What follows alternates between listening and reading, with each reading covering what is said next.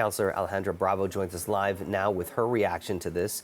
I guess a lot of people are wondering, Councillor, what's taking so long for this money to arrive? Well, we're wondering the same thing. The $97 million that was announced by the federal government in July was really to cover bills that were for the first half of the year. By the end of this year, that bill's going to rise to almost $200 million. And it's put the city in a very, very difficult position. We cannot see asylum seekers, refugees sleeping on the street. And about 40% of people that are now in our shelter system are actually refugees, asylum seekers, and they must be a federal responsibility. So it's put the city in a very difficult position, and we need to see that money soon, and we need to see the full funds reimbursed, which is up to $200 million this year.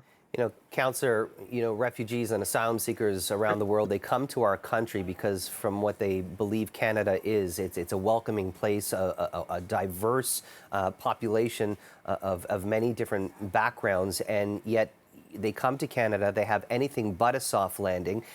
I'm wondering, what are your thoughts on that? How do you think this makes not only the city, but our country look when you have people seeking refuge and they're sleeping out on the streets?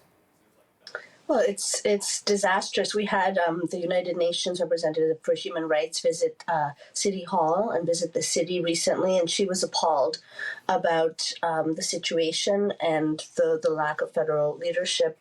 She was really shocked to find out that, for example, we don't have a reception center like has been set up for Ukrainian refugees, where you arrive at Pearson, someone from Immigration, Refugee Canada and Citizenship takes your details, you get place somewhere where you can stay while you're being processed. And the thing is that refugees are very ready to work, ready to contribute. They just need a softer landing than the sidewalk. And so we've been asking for a reception center urgently, and we've made the request also for the federal government to open up its federal buildings. They have 3 armories in the city of Toronto. They could take people right from Pearson and run those places as shelters, and it would be a much more dignified way to provide them the services that they need so that they can quickly get settled into Canada. Immigration falls under federal jurisdiction. Also, there has to be coordination with the province as well. And I'm sure there's a lot of people who are just wondering, why is the federal government just not stepping up to the plate? Yes, they are announcing money. The money hasn't arrived, but they're the ones who are responsible for opening the doors and bringing these individuals into our country, into our city. I'm wondering, what are your thoughts on how the federal government is handling this situation, and why don't you think that they've been quicker to react to this very urgent situation? Well, it took a lot of political pressure just to get to that July announcement for money that we haven't seen. And I think that the public outcry really made a difference there. We just need sustained pressure for them to take up this responsibility that's historically been theirs. There is an important role for the provincial government to play around supporting the housing supplements that allow people to leave shelters and get settled. The mayor was able to secure funds from the province, and the announcement was made with the premier.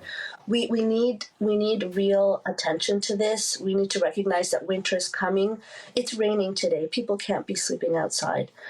It's going to start snowing. It's going to get cold. When we announced the winter services plan, which I did on Tuesday, you can see it's not enough. It won't be enough. And so we need help from the federal government to step in to meet its obligations, pay its bills for this year, set up that reception center, and open up federal spaces, because we need the places for refugees to arrive and to be indoors safely. It really comes down to political priorities, and we cannot make the most vulnerable people the ones that we ignore at this time, particularly with we know what winter is like in this city, and it's a terrifying prospect. I'm sure a lot of people echo that sentiment. Councillor Alejandra Bravo, we appreciate your time. Thanks for joining us. Thank you so much.